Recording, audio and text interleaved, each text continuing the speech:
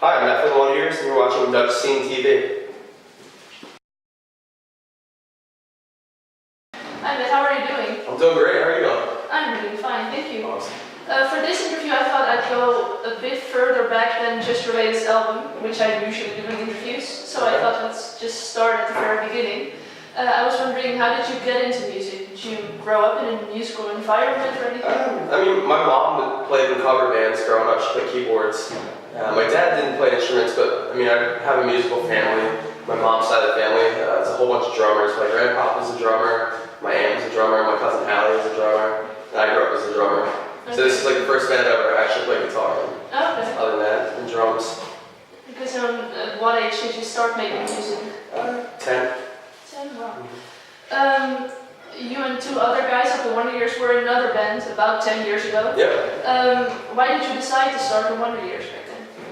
Actually, when we started the Wonder Years, it was a side project. We had no idea it was going to turn into what it is today. Yeah. Basically, we all had different bands at the time, and we all played shows in the same scene back home, with our bands together and whatnot. And, we're just a whole bunch of buddies, and like, let's start the side project. Maybe play a couple shows and then we'll go off to college and be done with it, We never expected to even record a record. No, wow. So. Yeah, and you've put out 4 so far, right? Yeah. Which one are you most proud of? The newest one, The Greatest Generation, is my favorite record. And that's kind of because you just grew further and further, and that's why you're... Definitely. It's like the latest progression, out of everything we've done. I feel like you can definitely hear influences from the old albums within the new album, but I feel like we've gone an extra step and made it more dynamic and more thought out. And this is the record that we spent the most amount of time writing. So we had a lot of time to go back and change things and demo things out and then decide what we liked and what we didn't like. Okay. So we really had an opportunity to fine-tune everything. Yeah, so it came out last year. Are you working on any new material already? Not yet. We don't have any plans to yet. I'm sure we will, but we don't have like a set date or anything where we need to put a record out by. Okay. So I'm excited to dive back in and start writing, but like I said, we don't have any plans yet. Okay, but would you think you would go for another album or maybe an EP or I have a feeling the next thing will be a full length. Yeah. Okay. We actually just released a song now. We have this song called Living Room Song, and originally we just had an acoustic version of it, but we just put out a full band version for this album called Home for Mom. It's on No Sit Records. And that was for the mom of the... Chris Hansen, the late one. Yeah, she recently passed away, so, Yeah. it's a bummer, but That's nice the you're helping. console, and he's always been a good guy to us, so I'm very happy for him and how much success he's had over the years. Is there a certain message you want to spread through your music? I guess the biggest theme with the new record is just be the person that you want to be. A lot of it is kind of just about the struggles in everyday life and growing up and having these things that hold you down and hold you back. But, there's always going to be those things. You just have to fight past them and actually, make sacrifices and work really hard to be the person you want to be. Yeah. And you can do it. Anyone can do it. It's just a matter of putting the time in and the heart and the effort. Well, another question. A lot of bands seem to be making DVDs lately. Will the Wonder Years ever release one? Or? Yeah, we've always discussed doing one. It's just never really panned out to this point, but we would love to do one at some point. And would there be a documentary or a live DVD or anything? Like I said, we have no plans for this yet either, but we've done little things in the past where we've done promo things for records where they've been kind of documentary style. Yeah. We've put out, little snippets here and there about shows that we've done. So we have small, I guess what you call documentaries, but they're not an hour and a half long. Yeah. Not anything we actually put out, it's just stuff on YouTube. Yeah. Okay.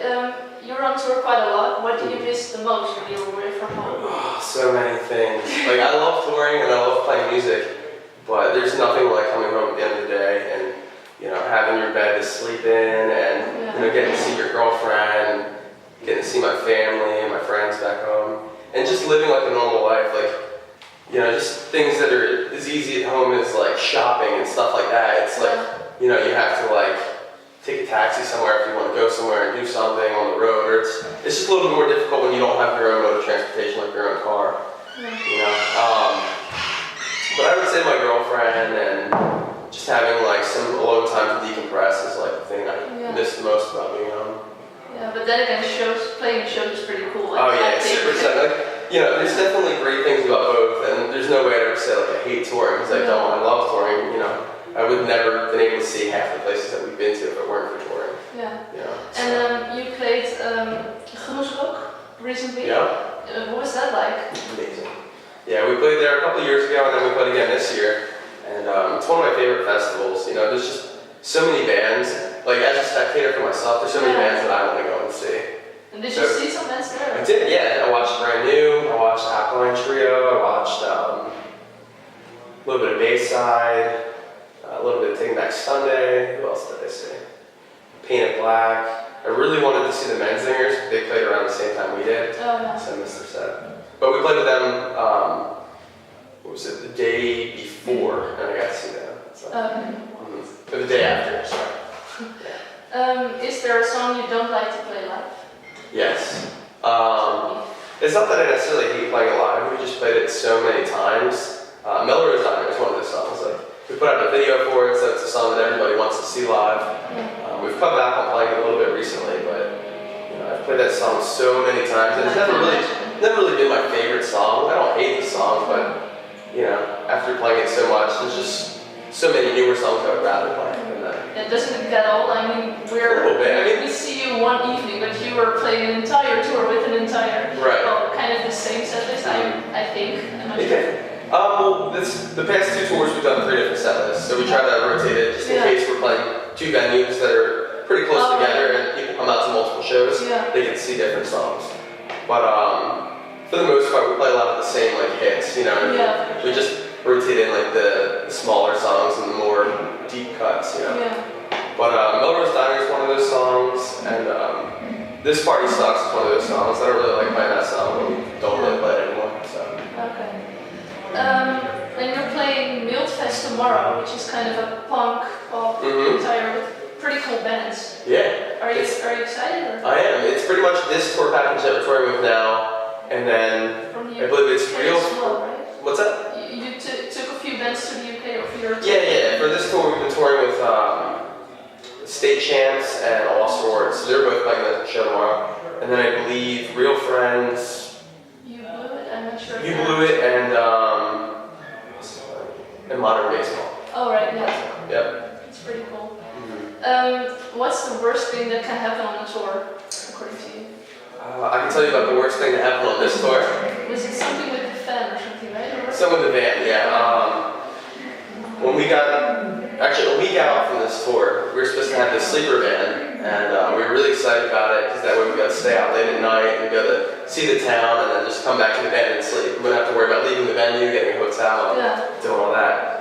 But a week before the tour, we got an email from the company saying that their van has died. But they found us a new van. They said it was a better van. Was not a better van. It was actually pretty bad. And then within almost 5 days of tour, the thing died on us. So we've been through a lot of vans on this tour already. We had to have a van come out from 600 kilometers away to come pick us up because that was the closest one possible.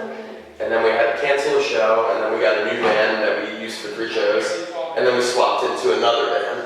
So we've been through a lot of vehicles on this tour. Yeah. Wow. I was wondering, there's quite a lot of people working for you, with all record labels, and then you have the European record label and the distribution here in the Benelux. What does that feel like? I mean, there's so many people trying to help you distribute your music. So.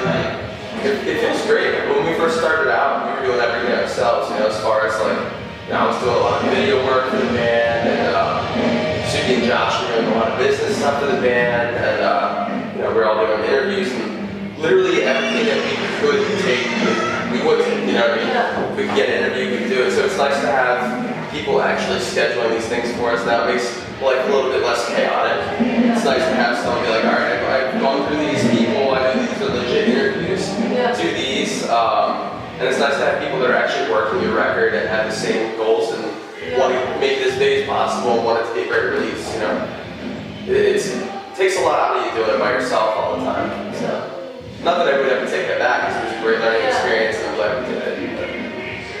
Where do you see yourself in 5 years from now? 5 years from now? It's actually a lot of time.